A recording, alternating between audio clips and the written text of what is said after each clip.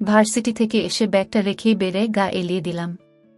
শরীরটা কেমন দুর্বল লাগছে, হয়তো প্রচণ্ড গরমের কারণে এমনটা হচ্ছে। কখন যে চোখ লেগে এসেছে টের পাইনি।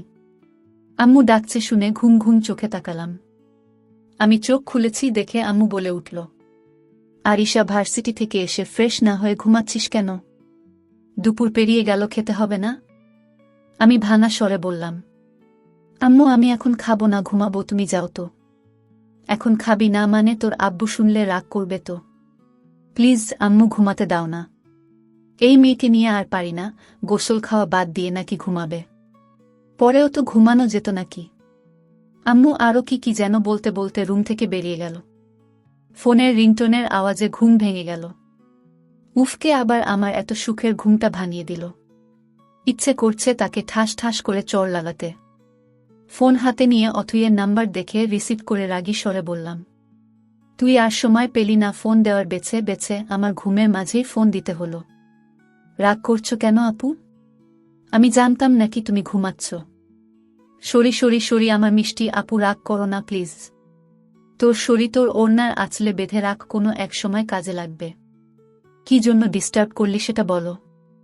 আপু তুমি আমাদের বাসায় আসবে প্লিজ। আপু না করো না, তোমাকে আসতে হবে। এখন তো 3:05 বাজে, তুমি 5টার মধ্যে চলে আসবে কেমন?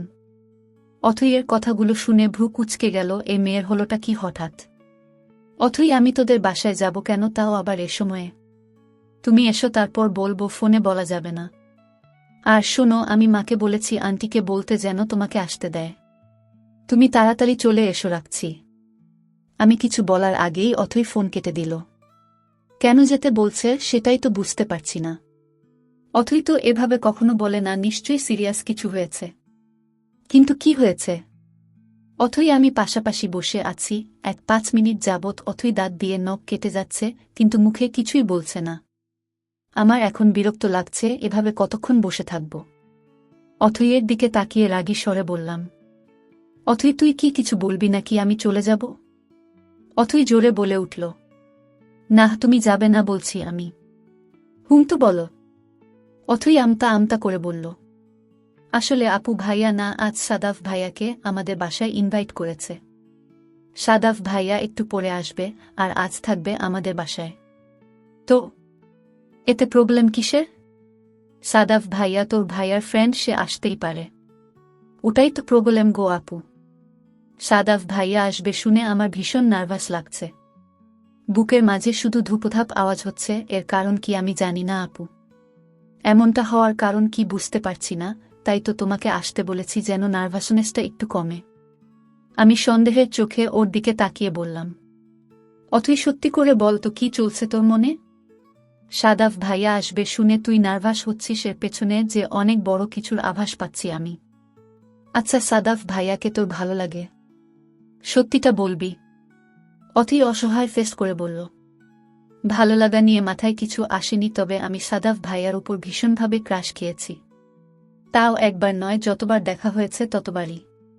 কিন্তু আজ একটু বেশি অস্বস্তি লাগছে। আপু একটা সলিউশন দাও না, কেন এমন হচ্ছে? সলিউশন আর কি দিব? আমার তো মনে হচ্ছে আমার বোনুটার মাথা ঘুরেছে আমার ভাইয়াকে দেখে। ছোট বোন থেকে ভাবি হওয়ার প্ল্যান করেছিস নাকি? অথই লজ্জা মিশ্রিত কণ্ঠে বলল, আপু কি যে বলো তুমি। তুমি আমার বয়সে বড়, সম্পর্কেও বড়, আমি ছোট ছুটি থাকবো, বুঝেছ? বিকেলে সাদাফ ভাইয়া এসেছে, আমাকে এখানে দেখে ভাইয়া খুব খুশি হয়েছেন। ভাইয়া আসার পর থেকে অথই আমার সাথে লেপ্টে আছে, যেন ও একটু দূরে গেলেই আমি পালিয়ে যাব। কাউকে ভালো লাগতেই পারে, তাই বলে এত ঢং দেখানোর কি আছে বুঝি না। আমি অথই এক পাশে সোফায় বসে আছি, অন্য পাশে সাদাফ ভাইয়া আর আদ্র ভাইয়া বসে আছে। আদ্র ভাইয়া কথা বলছে আর আমার দিকে তাকিয়ে মিটমিট করে হাসছে। উনি হাসছে কেন হঠাৎ? আমি একবার তাকিয়ে চোখ নামিয়ে নিলাম। সেদিনের পর থেকে উনার সাথে দেখা হয়েছে, কিন্তু কোনো কথা হয়নি। আমি ইচ্ছে করেই বলিনি। কেন জানি উনার দিকে তাকালে আমার হার্টবিট বেড়ে যায়, মুখে কোনো কথা আসে না। আন্টি এসে বলল আম্মুর সাথে কথা বলেছে, আজ নাকি আমি এ বাসায় থাকব। আমি থাকব না বলতেই আন্টি বলল আমাকে থাকতেই হবে, যদি না থাকি আমার সাথে কথা বলবে না। আন্টিও এমন বাচ্চাদের মতো কথা বলবে ভাবিনি। সাদাফ ভাইয়া আজ থাকবে তাই বারবার আমাকে বলছিল থেকে যেতে। আর অথই তো আছেই, ও আমাকে ছাড়ছেই না। কিন্তু আদ্র ভাইয়া উনি একবারও বলল না থেকে যেতে। কেন বলল না? আমি এ বাসায় থাকব এটা কি উনি চায় না? যেহেতু উনি না চাইলেই কি আমি আন্টি আর অথইয়ের জন্য থাকব? আসলে আমারও ইচ্ছে করছে থেকে যেতে। আসার পরেও এই ইচ্ছেটা ছিল হঠাৎ করেই উদয় হল। অথইকে আন্টি ডাকতে ও উঠে গেল। একটু পরে সাদাফ ভাইয়ার কল আসতে ভাইয়া কথা বলতে বলতে বাইরের দিকে গেল। এখানে এখন আমি আর আদ্র ভাইয়া। আর চোখে উনার দিকে তাকিয়ে দেখলাম উনি ফোন টিপছে, তবে ঠোঁটের কোণে হাসি লেগেই আছে। আনইজি লাগছিল, তাই উঠে যেতে নিলে আদ্র ভাইয়া এসে আমার পাশে বসে আমার হাত ধরে নিজের পাশে বসিয়ে দিল। আমার কানের কাছে মুখ এনে বলল, আই লাভ ইউ আরু সোনা। আমি চোখ বড় বড় করে আদ্র ভাইয়ার দিকে তাকিয়ে বললাম, কি শোনুনি কি বলেছি? আচ্ছা আবারও বলছি, আই লাভ ইউ। উনি আমার দিকে তাকিয়ে মিটমিট করে হাসছে। আমি হাত ছাড়ানোর চেষ্টা করতে উনি বলে উঠল, এভাবে ছটফট করছো কেন? উত্তরটা তো দাও আগে। সেদিন তো কিছুই বললে না, আর তারপর তো দেখা হলেও কথা বলনি। আজ ছাড়ছি না। আমি কি বলবো ভেবে পাচ্ছি না। আদ্র ভাইয়া আমার গা ঘেঁষে বসে হাত ধরে আছে। আন্টি বা সাদাফ ভাইয়া দেখলে ব্যাপারটা কিভাবে নেবে কে জানে। আমি মিনতির স্বরে বললাম, ভাইয়া প্লিজ হাত ছাড়ুন, কেউ দেখলে খারাপ ভাববে। আরুকে কি ভাববে সেটা নিয়ে আমার কোনো প্রবলেম নেই। আর শোনো, আমাকে ভাইয়া বলবে না, আমি তোমাকে ভালোবাসি। আই থিঙ্ক তুমিও ভালোবাসবে আমাকে। ভাইয়া বলাটা ভালো দেখাবে না তাই বলছি, আর ভাইয়া বলবে না। আমি মুখ বাঁকিয়ে বললাম, আমি ভালোবাসবো আপনাকে। এ কথা কখন বলেছি? হঠাৎই আদ্র ভাইয়ার চোখ লাল হয়ে গেল। আমার হাতটা আরও জোরে চেপে ধরে বলল, আমাকে রাগিও না আরু, এর ফল কিন্তু ভালো হবে না। সমস্যা কি তোমার? হ্যাঁ কেন? আমার ভালোবাসার গুরুত্ব দিচ্ছ না তুমি? আমি মাথা নিচু করে আছি, তখনই সাদাফ ভাইয়া বলে উঠল, আদ্র কি হয়েছে? আরিশা কি কিছু বলেছে? আমি ভয়ার্থ চোখে সাদাফ ভাইয়ার দিকে তাকালাম। তবে সাদাফ ভাইয়ার আমার প্রতি কোনো খেয়াল দেখলাম না। আদ্র ভাইয়া যে আমার হাত ধরে রেখেছে সেটাও কি দেখেনি ভাইয়া? আদ্র ভাইয়া বলল, এই স্টুপিডটা কিছু বুঝলে তো বলবে, ও তো মাথা খাটিয়ে কিছু বোঝার চেষ্টাই করে না। রাতে ডিনার শেষ করে আন্টির সাথে থেকে সব গুছিয়ে অথইয়ের রুমে এলাম। হঠাৎ করে কিছুক্ষণ আগে থেকে আমার খুব মাথা ব্যথা করছে, তাই শুয়ে পড়লাম। অথই ব্যালকনি থেকে এসে আমাকে শুয়ে থাকতে দেখে বলল, আপু তুমি এত তাড়াতাড়ি শুয়ে পড়লে কেন? চলো না ছাদে যাই, এ সময়ে ছাদে ঠান্ডা হাওয়াটা অনেক ভালো লাগবে। ও আপু ওঠো না। অথই তুই যা, আমার মাথা ব্যথা করছে। কি বলো, তোমার মাথা ব্যথা করছে? কখন থেকে বেশি খারাপ লাগছে নাকি? আরে না, তেমন বেশি নয়, ঘুমালে ঠিক হয়ে যাবে। আসলে সত্যিই আমার প্রচণ্ড মাথা ব্যথা করছে। অথইকে যদি বলি বেশি ব্যথা করছে তাহলে আন্টিকে গিয়ে বলবে, শুধু শুধু টেনশন করবে, তাই বললাম না। আদ্র আর সাদাফ ছাদে বসে আছে। আদ্র এখনো রেগে আছে আরুর উপর। আরু কি ওকে একটু বোঝে না নাকি মজা ভেবে উড়িয়ে দেয় সবটা? এসব ভেবেই আদ্রর মন খারাপ হচ্ছে। সাদাফ আদ্রকে বলল, আদ্র রাগ কেন করছিস? তুই এখনই ধৈর্য হারালে চলবে নাকি?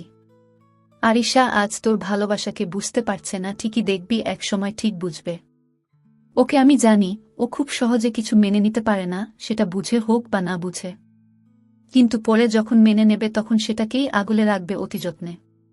তাছাড়া আমার মনে হয় তোর প্রতি ওর মনে কোনো একটা কারণে অভিমান আছে, যার জন্য ও বুঝেও বুঝতে চাইছে না। আদ্র কিছু বলবে তখনই অথই বলে উঠল, ভাইয়া তোমরা এখানে? আমি আরও নিচে খুঁজছিলাম। আদ্র ঘুরে বলল, খুঁজছিলি কেন? আরিশা আপুর মাথা ব্যথা করছে, শুয়ে আছে আমার রুমে। আমি জিজ্ঞেস করলাম, বেশি ব্যথা করছে নাকি? আপু না বলল। কিন্তু আপুকে দেখে মনে হলো মাথা ব্যথাটা বেশি বাদ বলতে চাইছে না। মাকে বললে টেনশন করবে, তাই তোমাকে বললাম, না বললে তো পরে বকবে আমাকে। সাদাফ বলে উঠল, আরিশার হঠাৎ মাথা ব্যথা করছে কেন? ডিনারের সময়ও ওর মুখটা কেমন ফ্যাকাসে লাগছিল, হয়তো এজন্যই। আদ্র চল তো দেখে আসি। আদ্র বলে উঠল, সাদাফ আমি যাচ্ছি, তুই আমার রুমে যা, প্রবলেম হলে ডাকবো তোকে। আদ্র ছাদ থেকে নেমে গেল। আদ্র চলে যেতেই অথইয়ের কাঁপাকাঁপি শুরু হয়ে গেল, কারণ ছাদে এখন সাদাফ আর অথই আছে। অথই আর চোখে সাদাফের দিকে তাকিয়ে চলে যেতে নিলে সাদাফ ডাকল, অথই। অথই কিছুটা চমকে উঠল সাদাফের মুখে নিজের নাম শুনে। অথই ঘাড় ঘুরিয়ে নিচে তাকিয়ে বলল, কিছু বলবেন? আসলে আমার এখন রুমে যেতে ইচ্ছে করছে না, আর এখানে একা থাকতেও ভালো লাগবে না। তোমার যদি কোনো প্রবলেম না হয় এখানে আমার সাথে কিছুটা সময় কাটাতে পারবে? অথই মনে মনে অনেকটা খুশি হলো, কেন হলো ও নিজেই জানে না। ওর মনে হচ্ছে এতক্ষণ যতটা নার্ভাস লাগছিল এখন তেমন কিছুই মনে হচ্ছে না। অথই ভাবছে এ কেমন ম্যাজিক হলো, নার্ভাসনেস এক নিমিষেই ভ্যানিস হয়ে গেল। কি হলো, কিছু বলছো না যে? আচ্ছা ঠিক আছে, প্রবলেম হলে তুমি যেতে পারো। অথই সাদাফের দিকে তাকিয়ে বলল, আমার কেন প্রবলেম নেই, আসলে আমারও ইচ্ছে করছিল ছাদে কিছুটা সময় কাটাতে। সাদাফ মুচকি হেসে বলল, চলো ওই পাশে যাই, এখানে গাছের ছায়া, ওই দিকটা বেশি খোলামেলা, ওখানে ভালো লাগবে। কপালে কারো হাতের স্পর্শ পেয়ে চোখ মেলে তাকালাম। আদ্র ভাইয়া আমার দিকে ঝুঁকে আছে দেখে আস্তে করে বললাম, আপনি এভাবে ঝুঁকে আছেন কেন? আদ্র ভাইয়া কোনো উত্তর না দিয়ে আমার হাত ধরে উঠে বসার জন্য ইশারা করল। এমনিতে মাথা তুলতে পারছি না, কি করে উঠব ওনাকে তো বলতেও পারছি না। আদ্র ভাইয়া একটু তাকিয়ে থেকে আমার মাথাটা একটু উঁচু করে একটা ওষুধ মুখের সামনে ধরে বলল, ওষুধটা খেয়ে নাও, মাথা ব্যথা কমে যাবে। আমি কিছু না বলে ওষুধটা মুখে নিতে উনি পানি এগিয়ে দিল। খাওয়ার পর আমার মাথাটা বালিশে রেখে বলল, ঘুমানোর চেষ্টা করো এখন, আমি মাথা টিপে দিচ্ছি। আমি অবাক চোখে তাকালাম উনার দিকে, তবে বেশিক্ষণ তাকিয়ে থাকতে পারলাম না, মাথা ব্যথার জন্য চোখ খুলে রাখতে পারছি না। আচ্ছা আদ্র ভাইয়া কি করে জানলো আমার মাথা ব্যথা করছে? নিশ্চয়ই অথই বলেছে, উনাকে বলার কি ছিল? হ্যাঁ।